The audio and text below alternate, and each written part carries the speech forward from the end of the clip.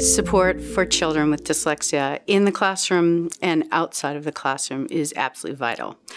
And there are a couple of reasons. Early intervention in the classroom, even before they get to the classroom, if you possibly can do it, can really make a big difference in the outcomes. And the sooner, the better, because their brains are more plastic when they're younger. The sooner, the better, because if you can short circuit that failure cycle, which carries lifelong scars, all the better. Outside of the classroom, it's also important. They need all kinds of supports that feed their self-image because most of the day in the school, they're getting negative messages about themselves. So if there are things that can be done that allow them to work on their strengths or do things that they enjoy, or positive support from the family or activities, all of that is really important because it feeds their self-esteem, and they have to have a healthy sense of self to do that fight, to do that battle during the school day. When children with dyslexia do not get diagnosed, it's not the end of the world, but it's best if they do, because usually it leads to the right kind of intervention and services. And as I said, the earlier the better in terms of getting those services for emotional reasons and because their brains are more plastic. If they don't receive it, the outcomes are just less positive. Not always, but they often can be. It's just life gets more difficult. That doesn't mean that they won't be successful. We have success stories of people with dyslexia who have become great successes in their lives. And they've found all kinds of accommodations and workarounds for their issues, and often turn out to have some remarkable strengths. So it's not necessarily a death sentence if you don't receive the intervention. But I think that life and opportunities are just easier if you know how to read in today's society.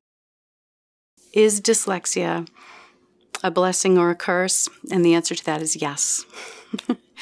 It's both. Obviously, the curse aspect of it is well documented.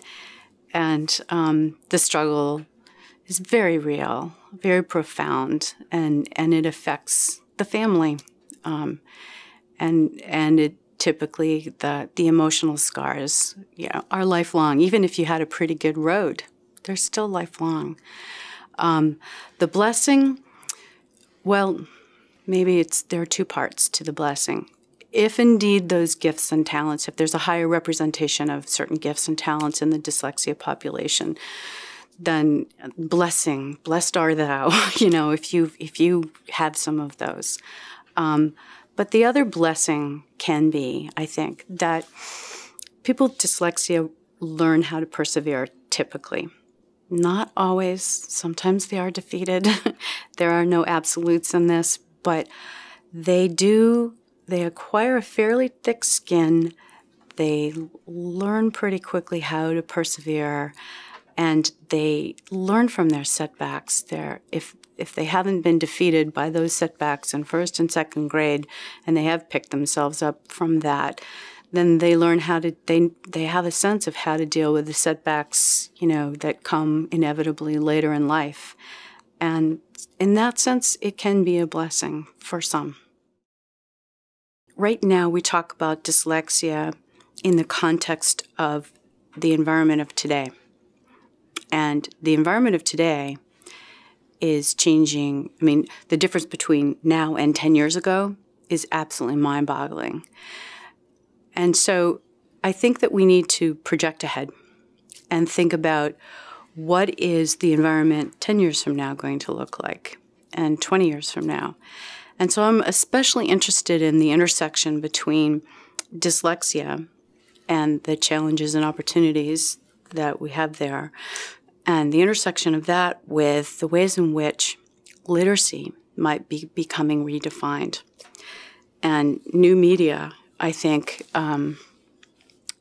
might turn out to be a wild card in some of this, and bit of a game changer. I don't think, reading, print literacy is going anywhere anytime soon. And many of the new media literacies are built on that. That's a cornerstone in it often. But I think things are changing really quickly. And we may discover that the children who have been disadvantaged by print might turn out to be have even greater advantages than we might expect in a new media environment 10 years from now, 20 years from now. So I think it's the implications there are for the educators to really be thinking about that and planning thoughtfully and paying attention to what's going on in new media.